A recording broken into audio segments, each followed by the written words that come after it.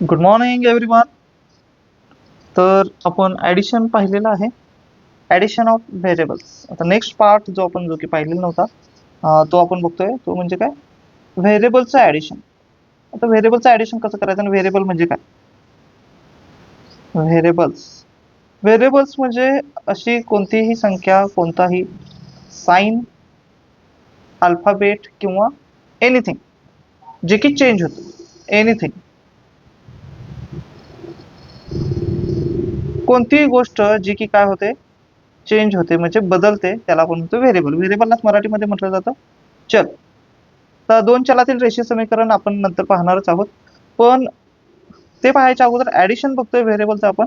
आणि व्हेरिएबलचं ऍडिशन बघत असताना आपण म्हटलं की बाबांनो, एनिथिंग याचाच अर्थ काय, आपण थोडक्यात एक बॉक्स म्हणूया. It is just a box. Okay, याला सुद्धा आपण एक व्हेरिएबल म्हणू शकतो. या बॉक्सला आपण नाव दिलं ए, आणि दुसरा एक बॉक्स घेतला, याला आपण नाव दिलं बी. ठीक आहे.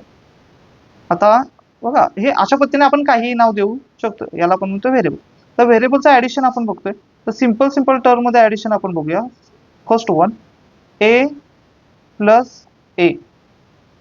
एक बॉक्स प्लस एक box is equal to two boxes, 2a. Okay, अगदी सिंपल वेने आपण चाललोय. सेकंड, 2a प्लस ए.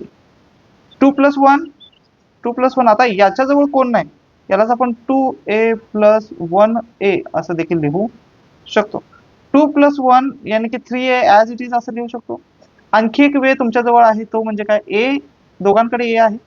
आता यालाच आपण 2 × a+1 × a असं देखील म्हणू शकतो. ए गुणिले, याला आपण जास्त ए ला कॉमन काढू शकतो. 2+1 आतमध्ये ठेवू शकतो. शिल्लक राहिला 2+1 यानी की 3a. एवढं सगळं करायची काही गरज नाही.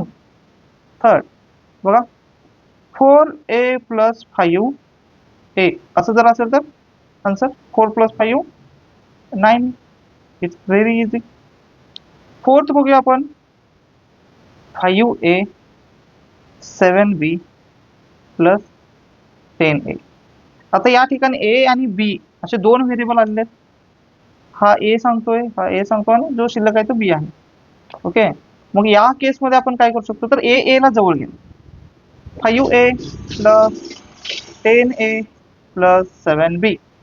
ओके, या ए ना जवळ घेतल्यानंतर आपल्याकडे काय राहिलं, 5+10 यानी की 15a plus 7b. Here is our answer.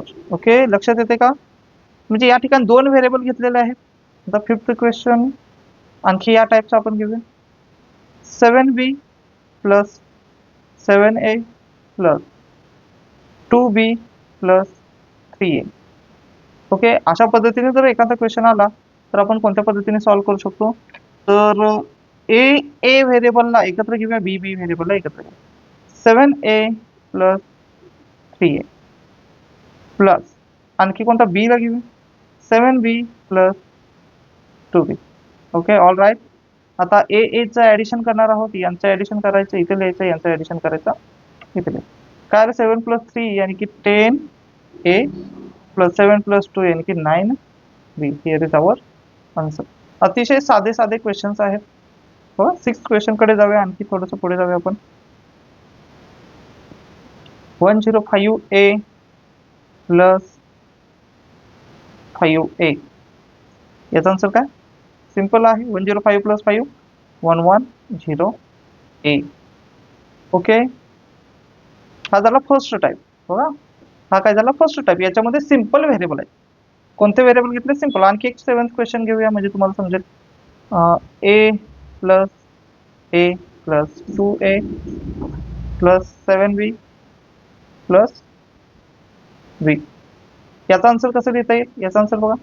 हे सगळे ए आहेत, एच्या ठिकाणी एचा आन्सर. हे सगळे बी आहेत, बीच्या ठिकाणी बीचा आन्सर. तर ए 1 2 2+2 4. हा काय झाला, 4a. याच्या जवळ कोणी नाही, याचा अर्थ काय, याच्या जवळ 1 आहे. कोण नाही म्हणजे 1 आहे. 1a 2a झाला, 2a 4a झाला. 7+1 इथे कोण नाही, याचा अर्थ कोण आहे, 1 आहे. 7+1 म्हणजेच काय झाला, 8b. 8b. Here is a simple variable addition. काय? Addition of simple variable. आता आपण टाईप 2 कडे जाऊया.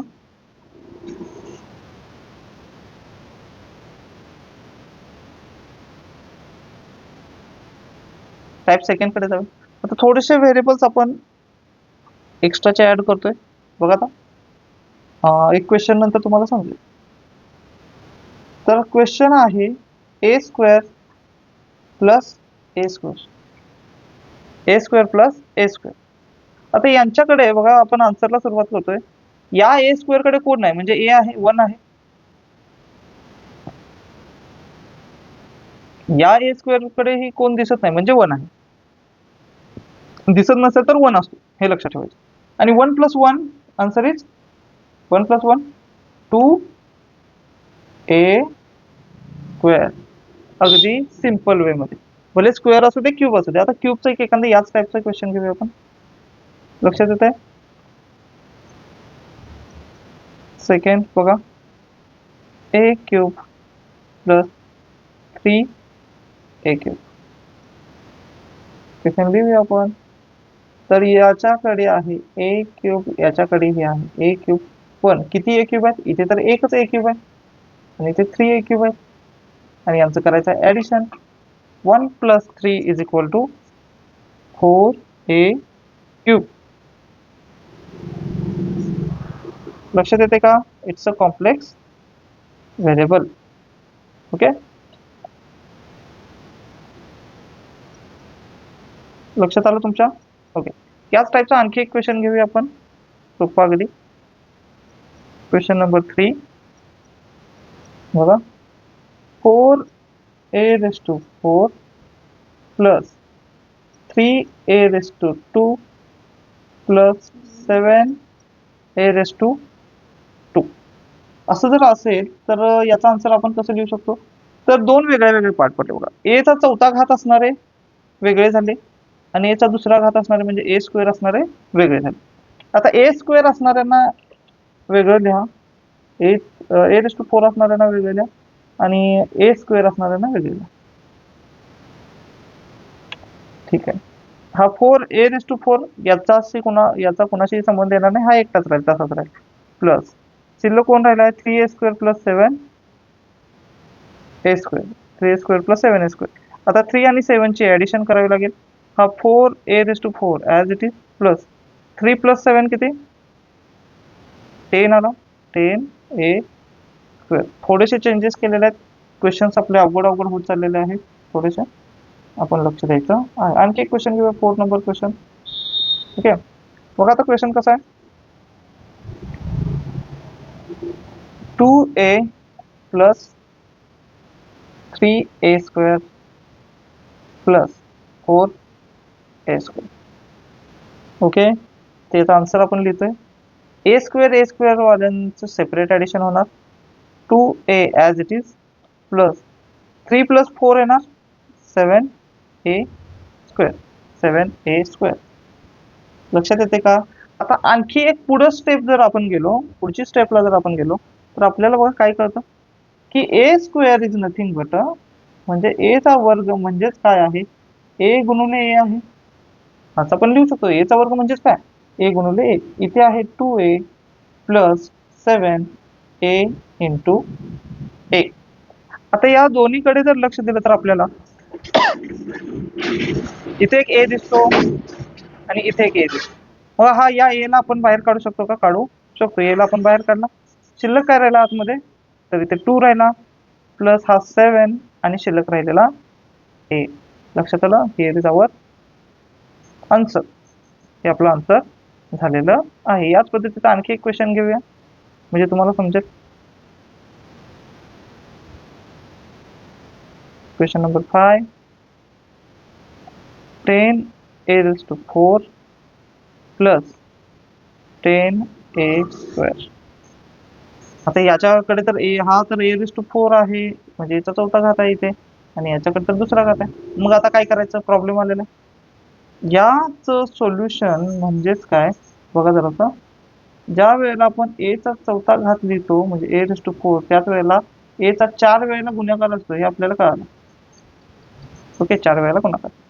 ए चा 2 वेळेला गुणाकार जर असेल तर ए चा दुसरा घात होतो. हे आपल्याला माहित आहे, ए चा वर्ग इंटू ए चा वर्ग म्हणजे ए स्क्वेअर. ओके, म्हणजे ए रेस टू 4 च्या बदलात ए स्क्वेअर इंटू ए स्क्वेअर आपण लिहू शकतो. 10 a square into A square plus 10 a square. आता कॉमन गोष्टी कोणत्या दिसतात एकसारख्या?